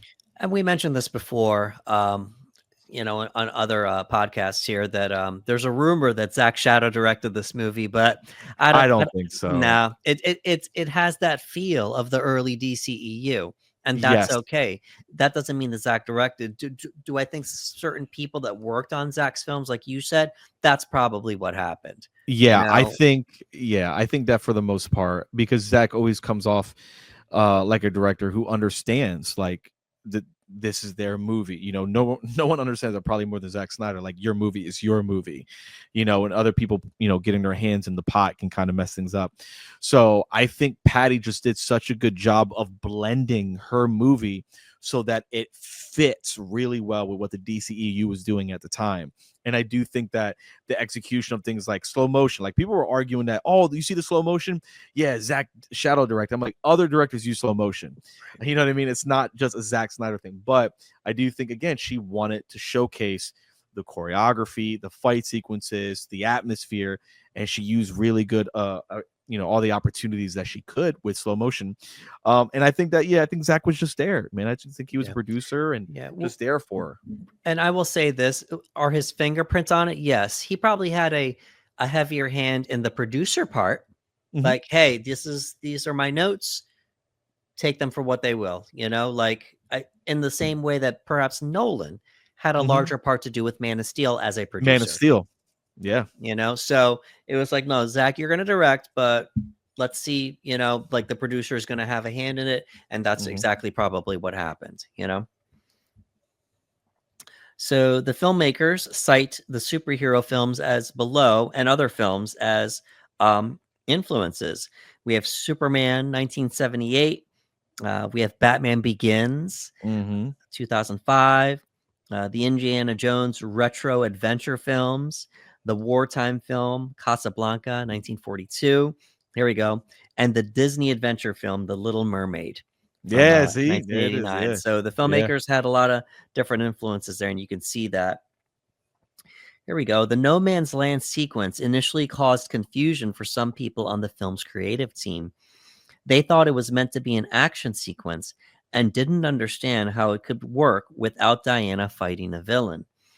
Patty Jenkins insisted that the scene was a pivotal dramatic moment, underscoring Diana's self-affirmation and her resolution. So thank you for fighting for that, Patty. Yeah, like that, honestly, if that would have been cut, like, I would unforgivable. So I'm so glad that she fought really hard to keep it. The fact that people didn't understand it makes me upset. I'm like, how do you not understand what they're going for here? But what are you gonna do? Charlize Theron was approached by director Patty Jenkins to appear in the film, but she had to turn it down. I don't know what she would have played, but Theron won the Best Actress Oscar for her work in Jenkins' directorial debut Monster back in 2003. Gal Gadot was 5 months pregnant with her second child during the film's reshoots. This did not stop her from performing her own stunts, though she did have to wear a green cloth over her baby bump to facilitate the CGI. So we're going to talk about the casting here, and we've talked about this before. Patty Jenkins had no say in the casting of Gal Gadot, as this was a decision that Zack Snyder had already made for Batman v Superman. Jenkins was hired to direct Wonder Woman while that movie was already in production. Any misgivings she had beforehand that Gadot was a little more than a model were quickly quelled when she saw the big action scene at the end of Snyder's movie and realized that Gadot was actually perfect for the role. So she and that's all fair, right? Because all we'd ever seen was Gal in these pretty roles, and then Giselle and whatever the case may be, you know. That's Wonder Woman? Okay. And then she saw Batman v Superman. She said, oh, okay. Yeah, that was the thing. Yeah. You know, we can work with this. And I find it so funny that it's like, sorry, you know, you can't cast her because she's already been cast. But we need you to direct this movie. She's like, oh, I don't know about this. And then she was convinced by seeing another movie in the universe. I think that's such a cool story. It is. And again, we talk about all the time, like her appearance in Batman v Superman is fantastic. Right. And when you get there's that one shot in the movie where she takes a hit from Doomsday and she grabs the sword and she looks back and she smiles. And it was just like that's her. Like that's her. So yeah, I think it's really cool that Patty was like, no, this is gonna work. Yeah. To my understanding, that was an improv moment. Yeah, right? Yeah. That's why she smiles. And she does it a few times in this movie too. Yeah. You know, just a little bit of a smirk. Both Gal Gadot and Connie Nielsen were up for roles in Man of Steel. So we know Gadot was going to play Feora. That ended up working out for the actress that played Feora, Anje. And Nielsen was going to play Lara, Jor-El's wife. Yeah, Superman's mom. So it's fine. It worked out. They came back. It all worked out. Yeah, it's nice. Many fans thought Wonder Woman star Linda Carter would be elected for the role of Hippolyta, Diana's mom, but it ultimately went to Connie Nielsen. Carter had a small role as Asteria, another legendary Amazon in Wonder Woman 1984. So that was a big rumor that she was going to play the mom in this movie. And, you know, Linda Carter would have been pretty awesome to see either as her mom or as another role, but it's fine. It worked out, you know? It did. Zack Snyder's original concept for the film involved Wonder Woman pursuing Ares over centuries of historical conflicts, culminating in her encountering Steve Trevor during the war in 1854, the Crimean War. Snyder commissioned Stephen Berkman to take a photo of Gal Gadot as Wonder Woman alongside soldiers of the period, which was to be the photo Bruce Wayne discovers in Batman v Superman: Dawn of Justice. Patty Jenkins then reworked the idea, changing the Crimean War, setting it to World War I, and Snyder posted Berkman's original photo on Twitter in 2021. Is this the one where she's holding up the severed heads? Oh man, like I'm pretty sure I think that's what it is.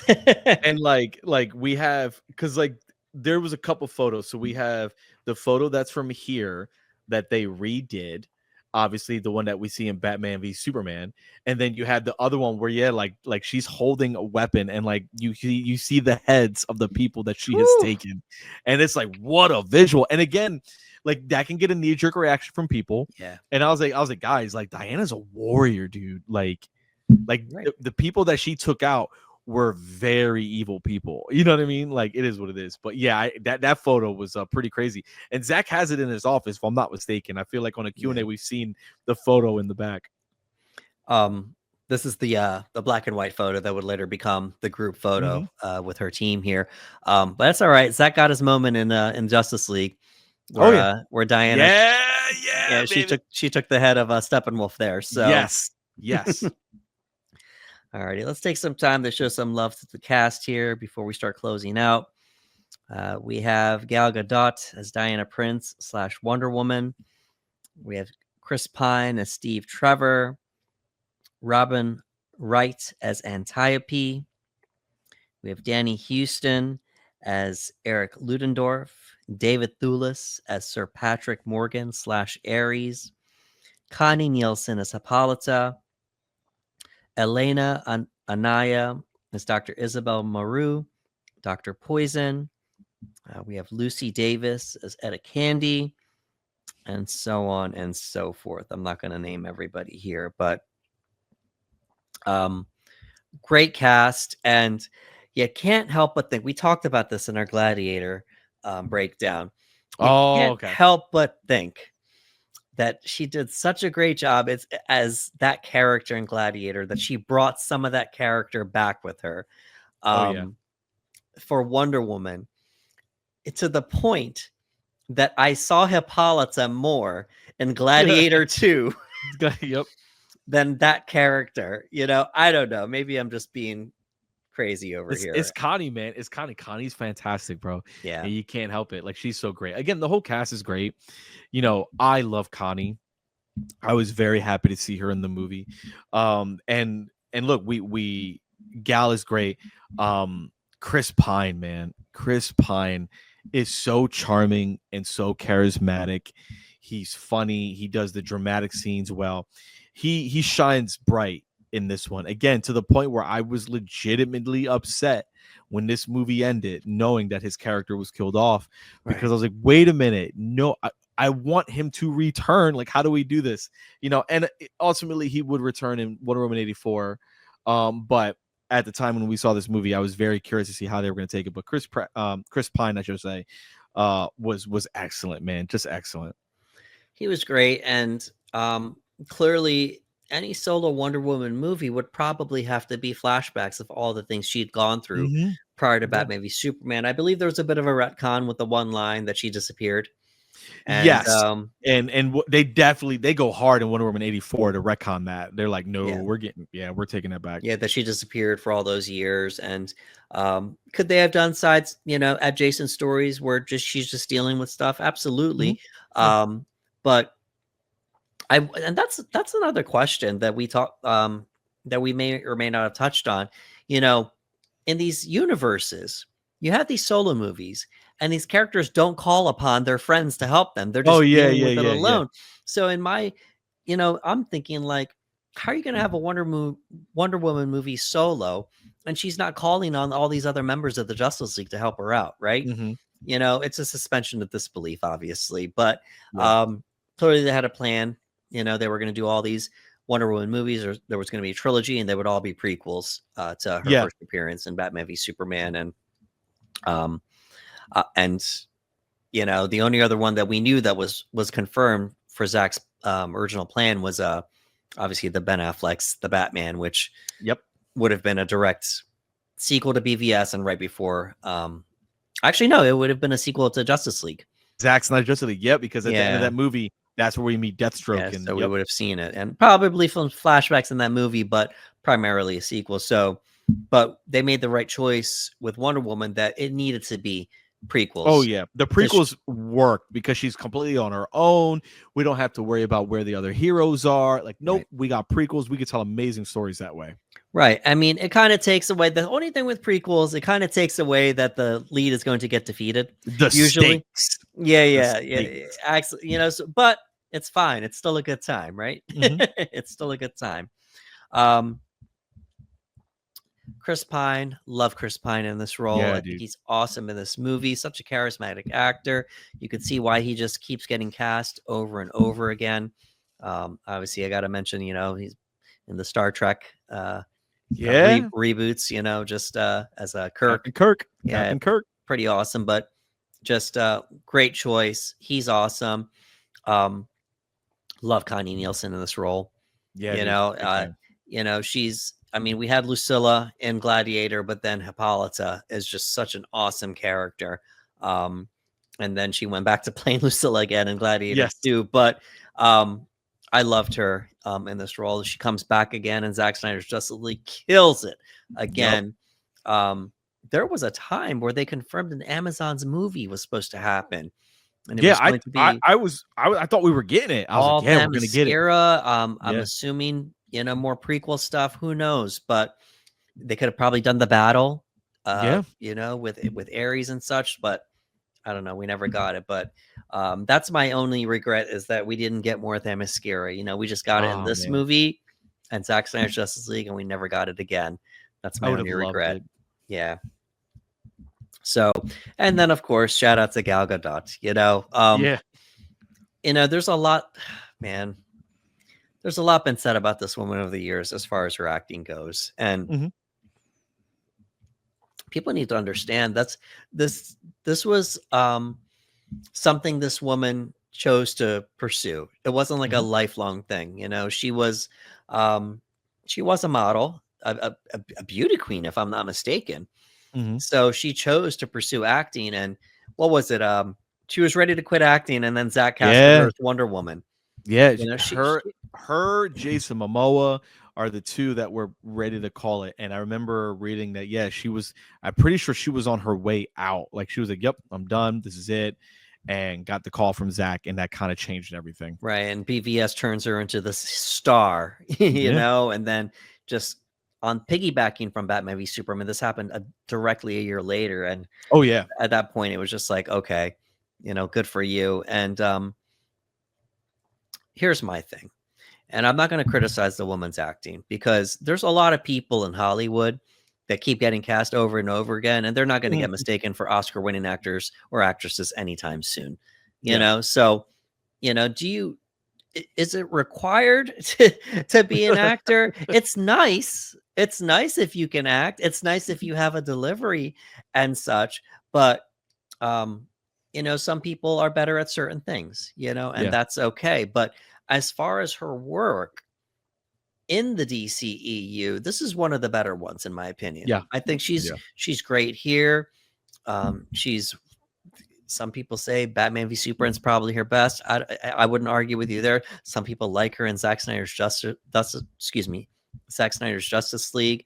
My thing with Wonder Woman, and I said this to you before, is that okay, fine. Maybe it might have been a little too much at times, but energy is energy.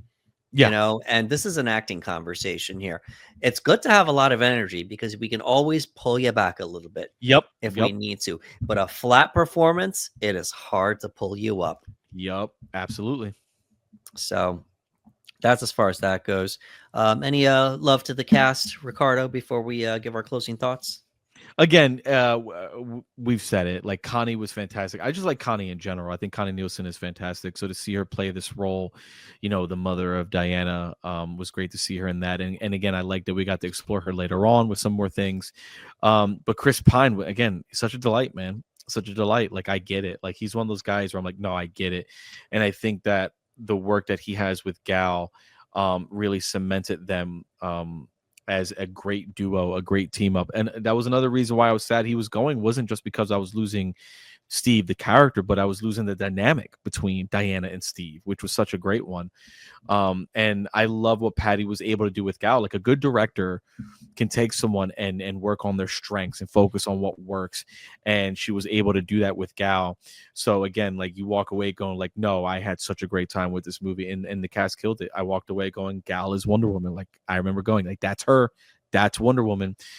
I'm going to grow up. Kids are going to grow up that we're watching at a time. And whenever they think of Wonder Woman, they're going to think of her, but solid cast all around, man, like solid all around.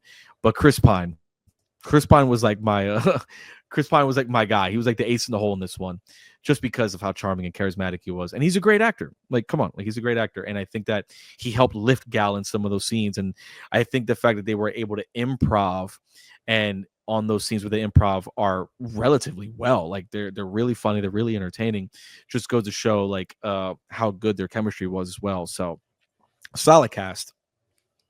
Yeah, absolutely. So we're gonna have our closing thoughts now, and I thought about this question here. So we already know financially the best-selling superhero woman-led movie of all time is Captain Marvel, right? Mhm. Over $1 billion. So Yeah. financially, it surpassed Wonder Woman, which at the time set the record for the best-selling woman-led superhero movie of all time. Having said that, is this the best woman-led superhero movie ever made? It's got to be, right? I mean, it's the bar. There's a lot of women-led movies. You know, you talk about your Mhm. Hunger Games, you talk about Alien, your Yeah. Terminators. I mean, we can throw the Frozen movies in there too. You know, there's a lot of great women-led movies, but as far Mhm. as a superhero Yeah. woman-led movie, I think Wonder Yeah. Woman is the bar. No, it is. It is. You know, you got Captain Marvel. You could talk about Black Widow, Right. introducing new characters there. But yeah, I don't. I think it'd be pretty hard to debate that when Right. you're And comparing it to. right, and I think the bar was high. You know, we have this Elseworlds Catwoman movie with Halle Yeah. Berry. Again, there's not. It's not. Yeah. Right. The You bar. got The bar. Electra, you know? So, Yeah, the bar was pretty low, you know, but right. now So, again, we're getting more. Like we're getting more of these movies. And considering that we have gotten more, I don't think it would be wrong for anyone to have the opinion that this right now, when it comes to female-led superhero movies, comic IP, I don't think anybody would be wrong for saying that Wonder Woman is the top. Like I would not. yeah. And No, I I would mean, agree with that statement. since Wonder Woman, I would argue, I'm going to say a bold statement right now. Wonder Woman is the bar for women-led movies, women-led action movies. Ooh, interesting. Okay. You Yeah, know, yeah, I I can see mean, that.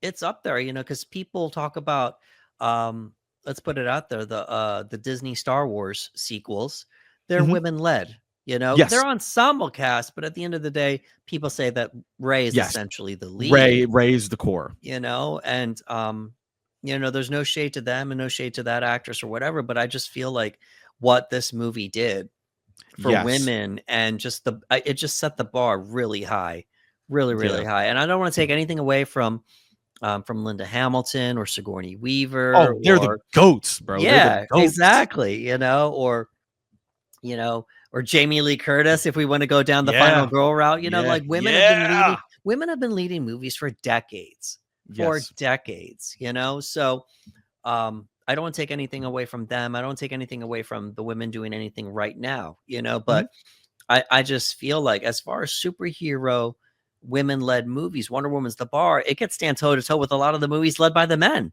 you know? Absolutely. Because You again, that know? was the Whew. that I think that's the one thing that made this movie stand out so much is like I said, is I feel like it motivated all audiences. I don't think anybody walked away because some people can be really nitpicky, right? And really obnoxious sometimes where they're like, oh, that movie's, you know, not for me. Because it has a strong female message and I don't relate to being a female. Like we've had those people, you know what I mean? And this movie was a movie that kind of catered to everyone. Like it was about Right. motivating anybody to be a good person. And it was really hard for those people to be really nitpicky about it and be like, well, I don't like Wonder Woman because she did all the saving and Steve didn't do anything. And it's like, no, that's not the case. Like Steve is fantastic in the movie. She's fantastic in the movie. She just happens to be better at some of these things. You know what I mean? Right. And she's a warrior. So it's one of the reasons why I think it stands above so many when it comes to female-led superhero movies is that like it just worked on so many levels. Like again, I got emotional. I had chills talking about it. It's got great drama, great comedy, great action, great moments of like levity where you feel what it's trying to tell you and show you the beauty in it all. So yeah, it's got a lot of good things working for it. Yeah, and you know, I'm gonna double down. You know, I feel like it's up there as far as not only the best female-led superhero movie of all time, but probably one of the best women-led action movies, you know, Mhm. setting the bar moving forward, you know, as far as that goes. Clearly a pivotal part of the Snyderverse. And if you stack it up versus the rest of the DCU, you know, very high, Oh, it's very near, very high. One was very near, very high. you know, very near the top if you wanted to rank the DCEU. And then versus just superhero movies in general, you won't get any arguments from people saying it's one of the better ones, Yeah. you know? Yeah. So, Easily.